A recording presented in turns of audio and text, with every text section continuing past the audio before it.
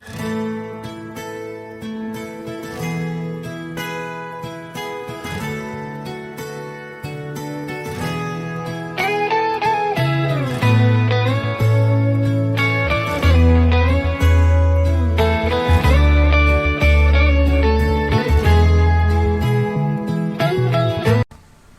ప్రభువు మత్తయి సువార్త 19వ అధ్యాయం 24వ వచనంలో ధనవంతుడు పరలోక రాజ్యంలో ప్రవేశించుట కంటే ఒంటె సూది బెజ్జములో ప్రవేశించుట చాలా సులభం అని చెప్పాడు. వాస్తవానికి సూది అనేది ఒంటె దగ్గరికి తీసుకెళ్తే అసలు ఆ సూదే ఒంటె ముందు ఎందుకు పనికిరాదు, చిన్న పీసులాగా ఉంటుంది. అయితే ఆ సూది బెజ్జంలో ఒంటె దూరటం అనేది అసంభవం అని మనందరికీ తెలుసు. అయితే యేసు ప్రభు వారు ఎందుకు చెప్పాడు ఈ విధంగా ఒంటె సూది బెజ్జంలో దూరటం సులభం అని ఎందుకు చెప్పాడు అని మనం ఆలోచన చేసినట్లయితే, ఆ రోజు 2000 సంవత్సరాల క్రితం యెరూషలేము కానీ ప్రపంచంలో కానీ ఉన్న ఈ భౌగోళిక పరిస్థితులు, సామాజిక పరిస్థితులు, ఆ రోజు ఉన్న సిచ్యువేషన్స్ బట్టి ఆయన చెప్పడం జరిగింది.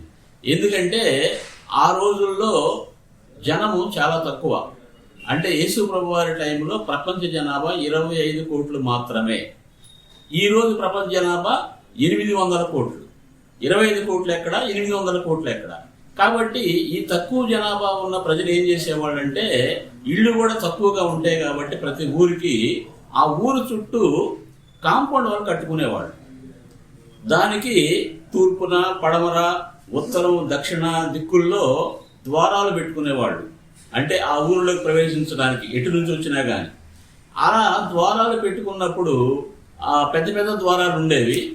అయితే సాయంత్రం 6 అయ్యేసరికి ఆ ద్వారాలని వాళ్ళు మూసేసేవాళ్ళు.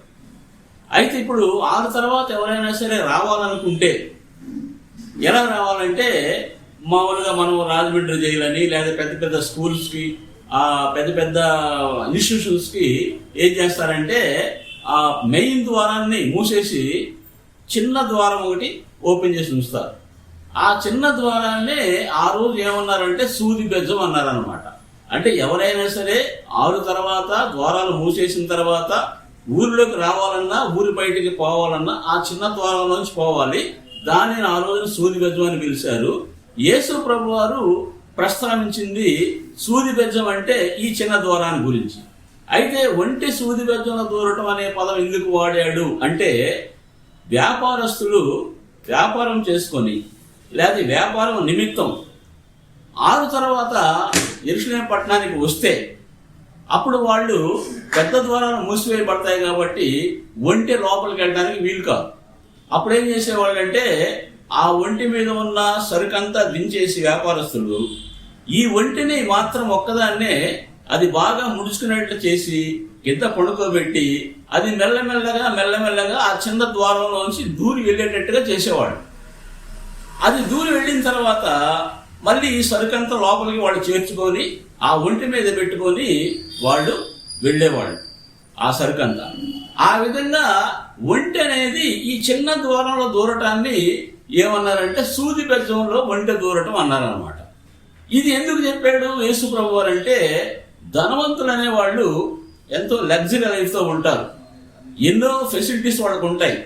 అవన్నీ వదులుకొని, వాళ్ళకున్న అహంకారం వదులుకొని, వాళ్ళకున్న వ్యక్తిగతంగా ఉండే స్టేటస్ వదులుకొని, అవన్నీ వదులుకొని వాళ్ళు వస్తే గాని పరలోక రాజ్యంలో ప్రవేశించరు అనే ఉద్దేశంతో యేసు ప్రభు వారు ఈ ఉపమానాన్ని చెప్పడం జరిగింది.